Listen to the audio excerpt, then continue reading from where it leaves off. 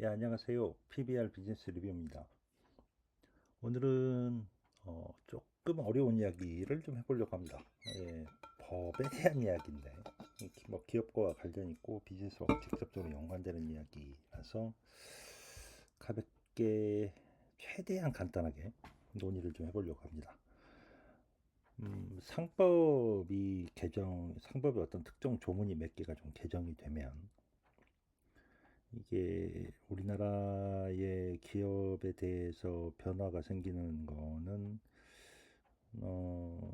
긴 시간에 걸쳐서는 어쩌면 IMF만큼의 충격이 우리나라 기업에도 올 수도 있겠다라는 생각도 좀 들고 그런 대단한 변화인데 원래 어, 지난 대선 때, 그러니까 이번 대선 말고요. 지난 대선 때 이렇게 양쪽 당에서 전부 이걸 하겠다라고 했다가 그 다음엔 제대로 진행이 안 된 건입니다. 근데 아마도 이번 대선이 끝나고 나면 다시금 추진이 될 걸로 예상이 되고 있기 때문에 한번 내용을 가볍게 살펴보는 걸로 특히 지배구조와 관련해서 이해를 좀 하는 걸로 생각을 하겠습니다.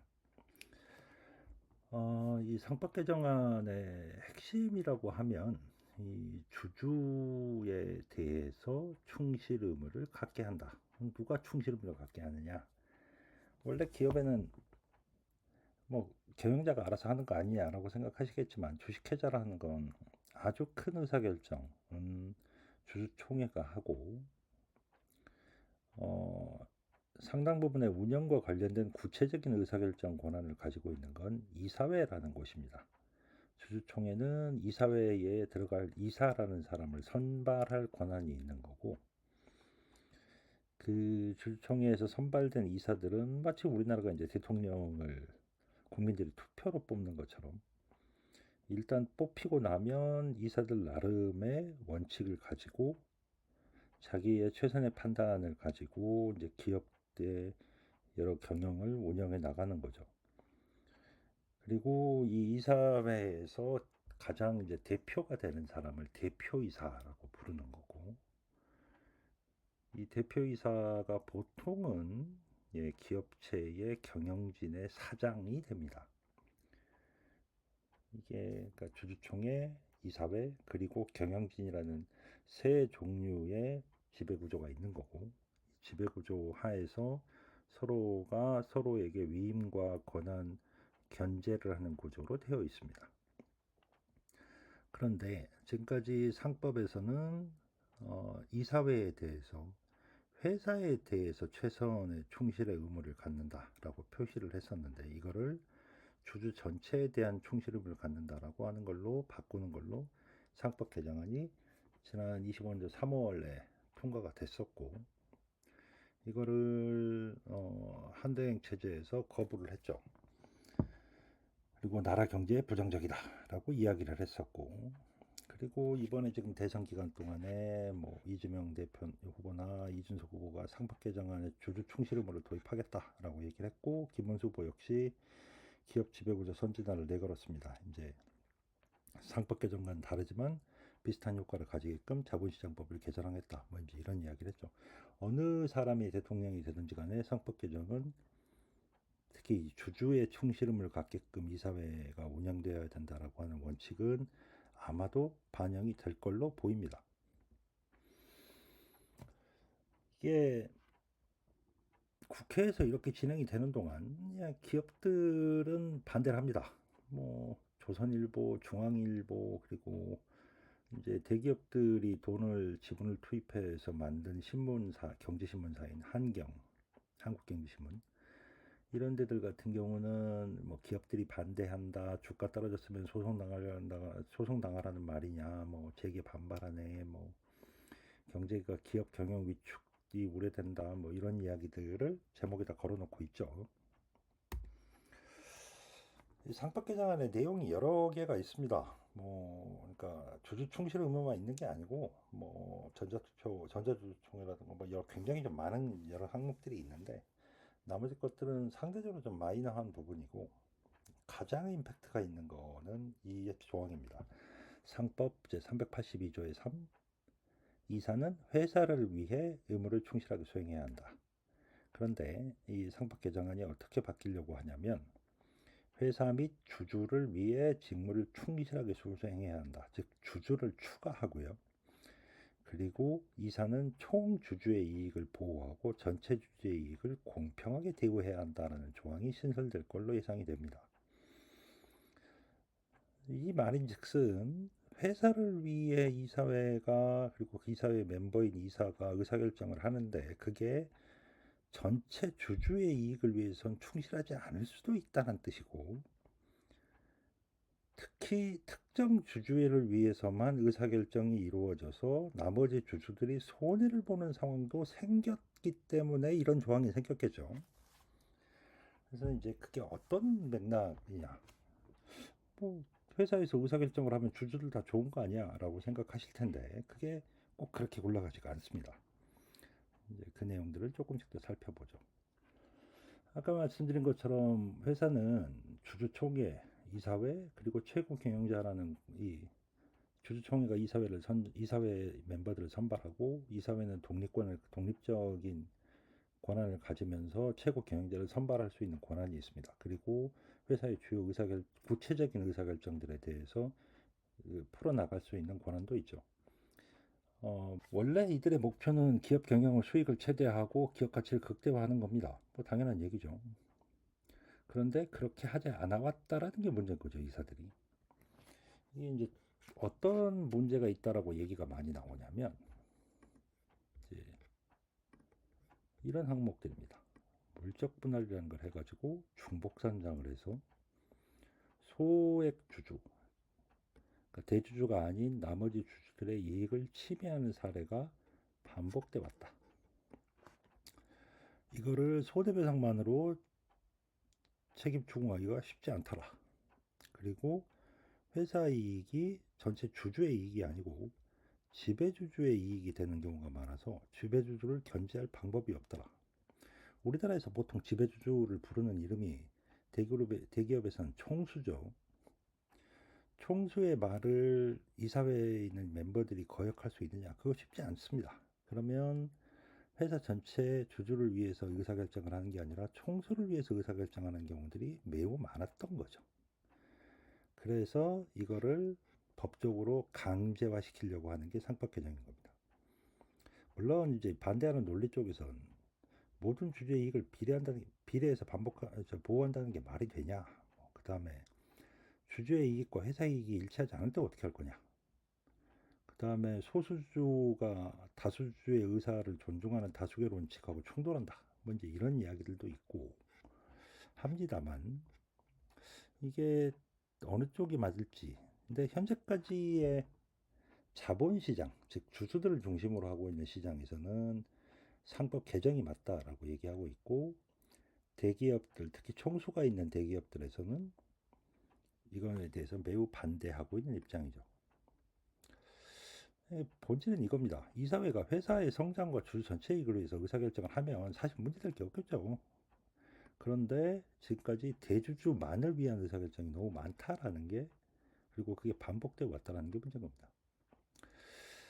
대표적인 예시로 나온 게 LG화학의 물적 분할이라고 부르는 이슈입니다.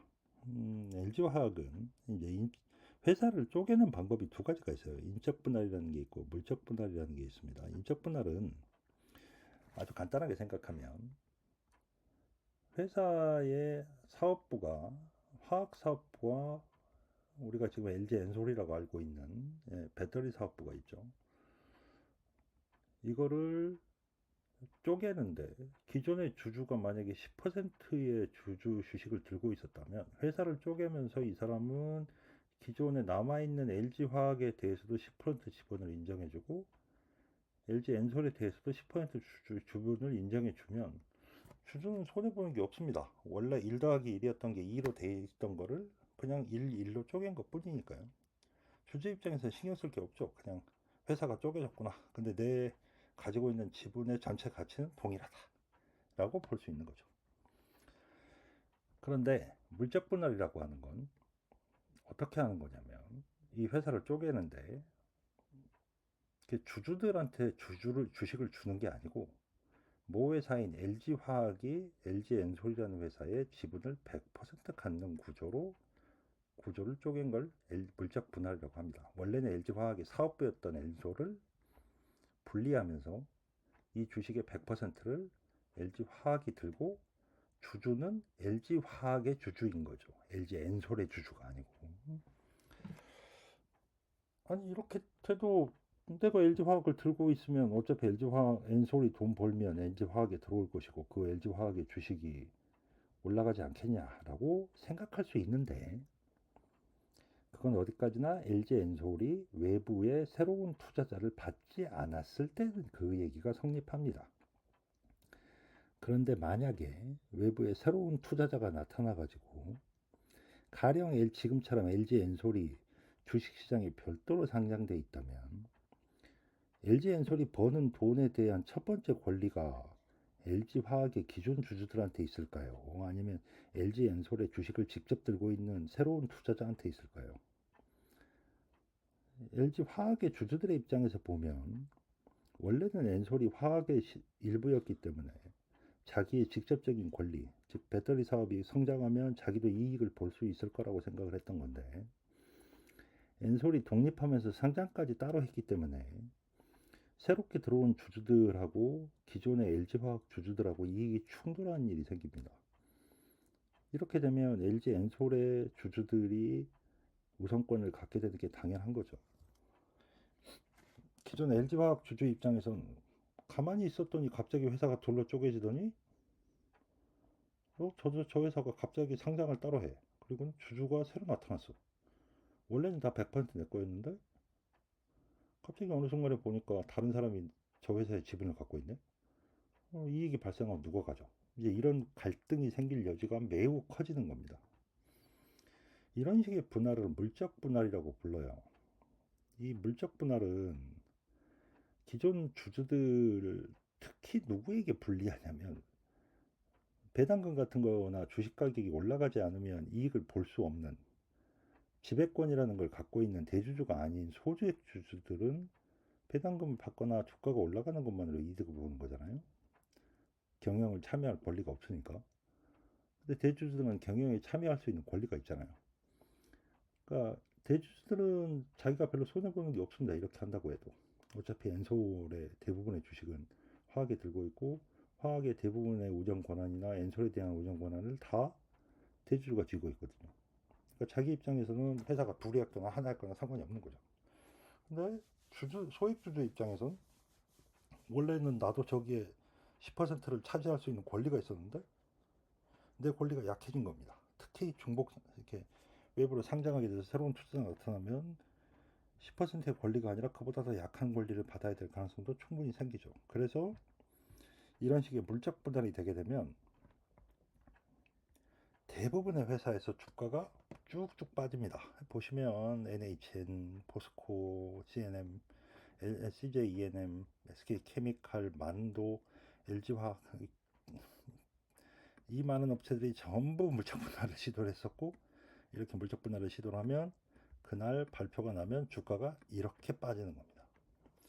한 회사의 주가가 10%씩 빠졌다는 뜻은 주주들이 엄청 열받았다는 뜻이죠. 그래서 그러면 이게 미국에서도 이런 식으로 회사를 쪼개냐? 아니요, 미국은 이런 식으로 쪼갰다가는 이 소액주주들한테 대규모 집단 소송을 당할 가능성이 아주 큽니다. 왜냐? 미국 법에는 이런 식으로 기존 주주들에게 특히 소액주주들에게 손해를 줄 수 있는 형태의 경영진의 의사결정이나 이사회의 의사결정에 대해서 금융당국이 별로 허락하지 않습니다. 그러다 보니 미국의 기업법이나 이런 데서는 이런 식으로 의사결정을 하는 거에 대해서 이사들이 주주들의 이익에 대해서 반하는 의사결정을 했다라고 판단을 할 가능성이 아주 높고 그렇기 때문에 가령 구글의 모회사인 알파벳 같은 경우는 유튜브 등 굉장히 수많은 자회사를 보유하고 있지만 상장하는 회사는 알파벳뿐입니다. 그런데 우리나라는 아까 LG화학 같으면 LG화학도 상장돼 있고 엔솔도 상장돼 있습니다. NHN, 포스코, ENM, CJ ENM 이런 회사들을 보시면 이런 회사의 자회사들도 굉장히 많이 상장돼 있습니다. 이런 걸 보고 보통 물적 분화로 중복 상장이라고 부르죠. 이런 일이 생기면 기존 주주들 입장에서, 특히 소액 주주들 입장에선 그냥 어느 날 갑자기 내 권리가 사라진 겁니다. 열받죠. 그런데 우리나라에서는 이런 식의 소송을 할 수도 없어요. 내가 손해봤다. 이사회 의사결정 때문에 내가 손해봤다고 집단 소송을 할 수도 없습니다. 왜냐하면 이사회가 그게 회사의 최대 이익이었다라고 주장하면 판박할 근거가 없거든요. 왜냐하면 주주들 전체의 이익을 위해서 공평하게 했어야 된다라고 하는 주장이 없기 때문에 이런 일이 생깁니다. 이렇게 물적 분할이 선언되는 건 대주주가 그러니까 주가가 좀 떨어지더라도 자기가 의결권을 최대한 갖고 있는 거를 중요시하기 때문에 그렇게 됩니다. 아까처럼 자회사 형태로 쪼개면 자회사 지분을 지금 설명이 있잖아요. 물적 분할을 하게 되는 경우에 기존 주주와 지배권을 나눌 필요가 없기 때문에 대주주가 훨씬 더 강력한 권한을 가집니다. 그래서 이렇게 하다 보니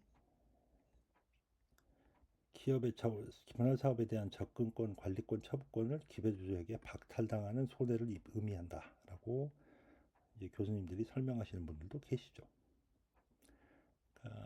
요약하면 물적 분할로 중복 상장하지 않았다면 기존 주주 100과 100% 누렸을 성장의 새로운 기회나 좀 유력한 사업 같은 걸 신규 주주와 나눠 가져야 되고 의사결정 권한도 없고, 이런 상황에서 기존 주식의 가격이 폭락하게 되면 분명히 주주가 손해를 본 건데 이 주주는 내가 손해봤다라고 이거를 이사회한테 가서 뭐라고 따질 수도 있는 법적 권한 근거가 없는 겁니다. 그래서 이 법적 근거를 넣자라는 게 상법 개정안인 거죠.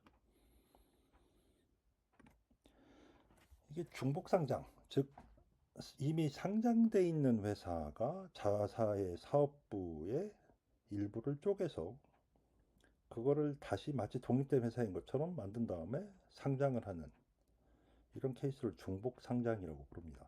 물적 분할에 따른 전형적인 방법이죠. 자본을 동원하기 편하고 대주주는 자기 지분이 희석되지 않기 때문에 굉장히 좋아합니다. 소액 주주는 그 사이에 갑자기 설명드린 것처럼 주주가 주식 멀쩡하게 잘 나가던 신규 사업이 갑자기 어느 날 독립해가지고 새로운 주인들 또 나타나는 바람에 자기 이익을 나눠 가져야 되는, 선택하지 않은 상황에 빠지게 되는 거고. 근데 우리나라의 이 중복 상장 비율은 무려 18.4%입니다. 상장돼 있는 회사의 18.4%가 중복 상장돼 있는 회사예요.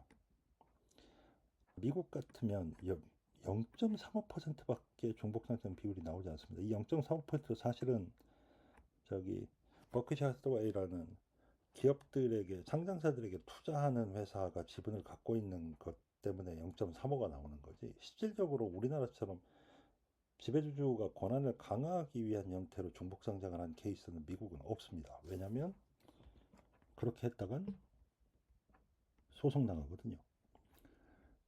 그러니까 구글 생각해 보시면 구글의 검색도 있고 구글의 수많은 서비스가 있죠. 뭐 유튜브도 있고 이런 서비스들, 클라우드도 있고 이런 수많은 서비스들이 있지만 이것들이 각각 자회사로 독립되어 있지 않아요.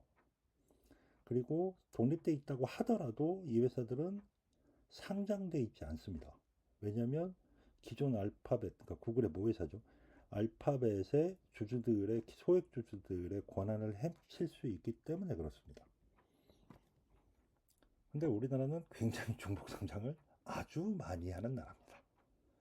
심지어 우리보다 자본주의가 훨씬 덜 발달하고 생각하는 중국보다도 무려 10배를 많이 하는 나라입니다. 이게 이제 중복 상장만 문제냐? 뭐 그런 게 아니죠. 여기 이제 가령 이렇게 하나 에어로스페이스 최근에 되게 시끄러웠는데, 하나 에어로스페이스가 자기들이 사업을 벌리는데 최근에 국방 분야가 잘 나가니까 사업을 벌리겠다라고 생각을 하고 투자금이 필요하니 주주들한테 돈을 더 주세요라고 하는 게 유상증자죠. 근데 주주들 입장에서 아니 지금 벌고 있는 돈도 많고, 두 번째는 가지고 있는 영업 기회나 이런 게 많아서 그걸로 부채를 내도 될 건데 왜 그걸 주주들한테 돈을 달라고 그래? 라고 열받아 할 수 있죠. 게다가 결정적으로 하나에어로스페이스가 원래 한 1조 원이 넘는 돈이 있었어요. 근데 그 1조 원이 넘는 돈을 가지고 자기 사업에다 쓴 게 아니고 하나오션의 주식을 샀습니다. 여기다가 1조 3천억을 써요. 그리고 그 있는 현금 1조 3천억을 쓰고 난 다음에 주주들한테 와가지고 우리 돈이 사업 벌리려면 돈이 없어서 주주들 돈 좀 주세요 라고 이야기를 한 겁니다. 그러니까 주주들이 열받죠. 그래서 이런 상황이 되다 보니까 이게 이제 뭐 이야기 꼬리를 무는 게 하나의 김승현 회장이 자기 자식들한테 이 하나의 지배권을 좀 싸게 넘기려면 상속이나 증여세 같은 걸 적게 물려면 이거의 중심에 있는 회사인 하나라는 회사의 주가를 떨어뜨리면 자식들이 싸게 살 수 있겠죠. 그래서 이 회사의 주가를 최대한 떨어뜨리려고 했고 그걸 떨어뜨리려면 제일 중요한 회사가 하나 에어로스페이스이기 때문에 하나 에어로스페이스는 하나 오션이죠. 그래서 이 회사들의 주가를 떨어뜨려서 하나의 주가를 떨어뜨리고 그러면 자식들이 들고 있는 회사가 이걸 싸게 줍줍해서 자식들의 경영권을 강화하는 목적으로 일부러 이렇게 한 게 아니냐. 경영 승계를 더 쉽게 하기 위해서 일부러 이 성장 발표한 거 아니냐라는 아주 안 좋은 소리까지 나오고 있는 것이죠. 이게 뭐 이런 문제도 있고요. 또 뭐 게다가 이렇게 상장 주식의 경우에 이렇게 일정 기간의 평균 시가를 기준으로 상속이나 증여를 판단하는데 그래서 주가가 낮을수록 상속 증여세가 내려갑니다. 뭐 당연한 얘기죠. 일정 시간의 평균 시가를 기준으로 하니까 주가를 부양할 이유가 없는 겁니다.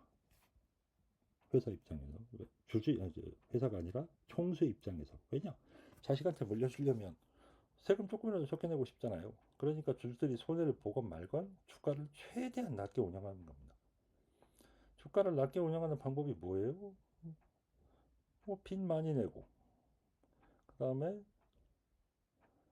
회사가 돈을 벌었다고 생각되는데 그 돈 가지고 자식들이 갖고 있는 회사나 이런 회사 지분 사주고 그리고 주주들한테 가서 유상증자 해줘 뭐 이런 얘기하고 아니면 회사가 현금을 들고 있는데 그 돈으로 주주들한테 배당을 하는 게 아니라 뭔가 엉뚱한 데 쓰고 난 다음에 불투명하게 처리하거나 뭐 이런 일들이 쌓이면 주주들 입장에서 어떻게 막을 방법이 없어요 이걸. 뭐 이제 이렇게 하다 보니 회사들이 회사를 팔아치운 가격보다도 주가가 더 싸지는 말도 안 되는 상황이 생깁니다. 이걸 이제 PBR의 2야라고 얘기하는데 회사의 장부 가격 회사를 그냥 오늘 매각했을 때 나오는 회사한테 떨어질 돈보다 회사 주가가 싼 거예요. 그러면 회사를 팔아치우는 게 훨씬 더 싼 거 남는 장사인 말도 안 되는 상황이 벌어집니다. 미국 같으면 PBR이 보통 3배 정도 됩니다. 회사가 가지고 있는 자산의 순자산의 3배 정도가 주가로 형성이 되고 개발도상국들도 2배 이상으로 형성되거든요. 근데 우리나라는 PBR이 1이 안 돼요. 그러니까 경영자가 아니라 그 총수들이 의도적으로 주가를 낮게 형성하고 있는 거죠. 주주들은 그 사이에 열받으니까 미국장을 가는 겁니다. 한국장에 투자하면 바보라고 하는 거고. 뭐 이런 거 말고도 이렇게 뭐 이렇게 적자 보고 있는 회사에다가 멀쩡한 회사가 부동산 저가양도 하거나 무상증여하거나 이런 식으로 해가지고 사주나 손자애들에게 이렇게 증여세를 탈루하는 방식 아니면 상장회사가 비상장사인데 이 비상장사가 총수 자녀가 가지고 있는 비상장사에다가 일감을 몰아줘가지고 이 비상장사를 왕창 가치를 높여서 다시 그룹사의 지분을 사도록 해가지고 결국은 총수 자녀가 안정적으로 지분을 가져가게끔 하는 증여세 빼돌리기를 하는 방법으로도 사용을 많이 합니다. 이게 이사회가 정상적이라면 그러니까 비상장사는 뭐 100번 양보해서 이럴 수 있다고 해요. 근데 비상장사에 자기들 개인 기업이니까. 근데 다른 사람들에게 투자를 참여하라고 오픈을 해놓은 상장사는 이런 짓을 하면 사실은 이거 배임이라고 볼 수도 있는 겁니다. 극단적으로는. 그런데 이걸 이사회들이 막질 않아요. 왜냐면 이게 회사의 최대 이익이다. 총수가 잘 운영하고 있으니까 총수네 가족한테 돈 좀 줄 수 있지. 같은 거 이야기를 하면 할 말이 없어지는 겁니다. 왜냐면 우리나라 법상에서 그걸 처벌할 방법이 없거든요. 그래서 상법을 개정하려고 하는 겁니다. 아주 뭐 웃기는 화면이지만, 예. 이게 테슬라가 만약에 미국 회사인데 우리나라 같은 식으로 운영을 했다라고 하면, 테슬라가 만약에 우리나라 회사였다라고 하면 테슬라는 테슬라 홀딩스 밑에 테슬라 모빌리티, 뭐 테슬라 슈퍼차징, AI, 뭐 솔라루프, 배터리 테크 뭐 이런 거 다 생겼을 거라는 이야기입니다. 당연히 이런 회사 없어요. 테슬라는 그냥 테슬라 사업체 하나입니다. 왜냐? 미국에서는 이런 식으로 운영을 하다가 자회사를 분리하는 거에 대해서 굉장히 조심스러워할 뿐더러, 만에 하나 자회사로 분리해가지고 그 회사를 중복 상장을 했다라고 하면 기존 회사의 주주들이 자기들이 손해봤다라고 하는 점에서 바로 이렇게 집단 소송이 들어올 거고, 이사회에 있는 이사들이 그거에 대해서 개인적으로 책임을 져야 되는 일이 생기기 때문에, 이런 형태로 주주들의 이익, 소액 주주들의 이익을 빼돌리는, 그래서 대주주가 지배권을 강화하고 자식한테 물려주기 좋게 만드는 상황 자체를 용납하지 않습니다. 뭐 이게 대통령 선거 끝나고 얼마나 빨리 진행될지 모르겠습니다. 그리고 이게 이제 뭐 법이 상장 이렇게 개정된다고 해도 총주주의 이익을 보호한다는 게 어떤 거냐, 뭐 전체 주주의 이익을 공평하게 대우한다는 게 어떤 의미냐, 이런 것들은 이제 구체적인 판례들이 쌓이고 소송들이 진행이 되면서 이제 사회적인 합의들이 만들어져 가겠죠. 그렇지만 이게 우리나라 기업들이 회사 전체의 성장 혹은 회사의 가치를 주주들에게 공평하게 나눠주는 거에 집중하지 않고 자꾸 총수 개인의, 그리고 그 일가의 이익을 위해서 이사회가 봉사하는 형태의 것들을 이제는 대놓고는 못하게 막을 수 있는 최소한의 안전장치가 생긴다라는 의미라고 이해하시면 좋겠습니다. 예, 오늘 좀 어려운 주제를 다뤘고요. 재밌는 시간 되셨으면 좋겠습니다. 들어주셔서 감사합니다.